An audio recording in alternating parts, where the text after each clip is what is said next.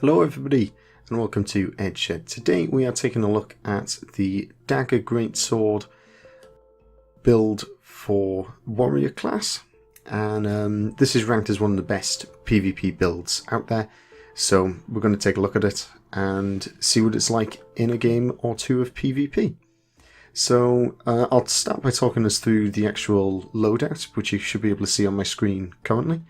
And then we'll jump into a few games. I'll explain how it should be played, and then we will look at how easy it was to actually play and whether or not it was particularly effective. So, starting off with the weapons, we've got the Greatsword with the Sigil of Intelligence and the Sigil of Agility. And on the other set, we have got the Dagger and Shield with the Sigil of Revocation and the Sigil of Annulment. In the runes, we've got the Rune of the Pack, and we've got the Demolisher Amulet. And over here on the skill bar, we have the Healing Sigil. We have the Featherfoot Grace. We have the Endure Pain. We have the Balance Stance, and we have Rampage as our ultimate.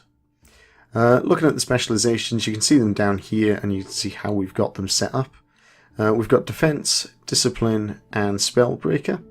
You can see, as I say, how I've got them set up. I'm not going to go into detail of what each of these skills do. You can either check them out yourself, or there'll be a link in the description below to a guide for this particular build and how they recommend you play it and their reasoning behind why it's set up. So, without me waffling on for any longer, I'm going to jump into a few games and let you know how this should be actually played. So, I've just finished up a few rounds with this particular build, and I came to really enjoy it by the end. I found it a little bit harder to get into than perhaps some of the other builds that I've been using recently, but I would still not class it as a particularly difficult build to use. Now, the main things you're going to want to be using with this particular build is the F1 and F2 skills you've got. You pretty much want to keep those on cooldown all the time, as that's where a huge spike in your DPS is going to come from. And this really is a build where you're going to benefit from being in the very thick of the battle, so right smack bang in the middle of an enemy team. That's not to say you can do that by yourself, and you're definitely going to need support from your allies, but it is definitely the very centre of the battlefield that you're going to benefit, or you're going to be of the most value to your team from. Now, I found that the Greatsword was the weapon I was using the most, and then I was just swapping out to the Dagger and Shield to maybe make up a bit of distance, or to use it to stun the enemies and just keep them in place while I can finish them off. So that was a really nice dynamic between the two, where I'd quite often use the rush ability on the Greatsword, swap into Dagger and Shield, jump on them, stun them, and then you can keep them locked down for long enough just to finish them off and for your team to finish them off. When it comes to sort of the utility skills, I didn't find the healing skill fantastic. I think it's okay, and it is nice that it gives you health regeneration. Maybe because I'm more used to playing Guardians, I was expecting that to be better. But it did the job. I'd be willing to say, though, you could probably swap that out for something else. I don't think that it is a vital part of this particular build. It's probably something that you might want to consider tinkering with a little bit. With the utility skills, this is where certainly the Featherfoot Grace utility skill is by far the weakest component of this in my eyes. I didn't feel like I got any benefit from it in combat. I know that it gives you resistance, which may have been nice if I was playing against some people who were perhaps using more conditions. You know, maybe if I was playing up against an engineer. But I didn't feel like it gave me a tremendous amount of benefit in combat. It mainly seemed to help with getting around the maps that little bit quicker. But you might be able to swap that out for something else. Again, it might be something you want to play with. Now, the other two utility skills really paid for themselves. They were fantastic and definitely important components to have in this this particular build. So that was the Endure Pain and the Balance Stance. Now, the Endure Pain is probably one that every warrior loves because it breaks stuns, and then you're going to take reduced damage whilst you've got it up. It may only be a few seconds of reduced damage, but that can be enough maybe to res your fallen friend, or to just prevent you taking any more damage when you're trying to get in close to a ranger. And then the balanced stance, again, it's one that most people are familiar with. It's a really great one to have in PvP. It will grant you stability. That is usually enough if you use it at the right time to be able to finish off an enemy with your finisher move in PvP, so that was a really nice one. The swiftness, again, also helps with getting around the map.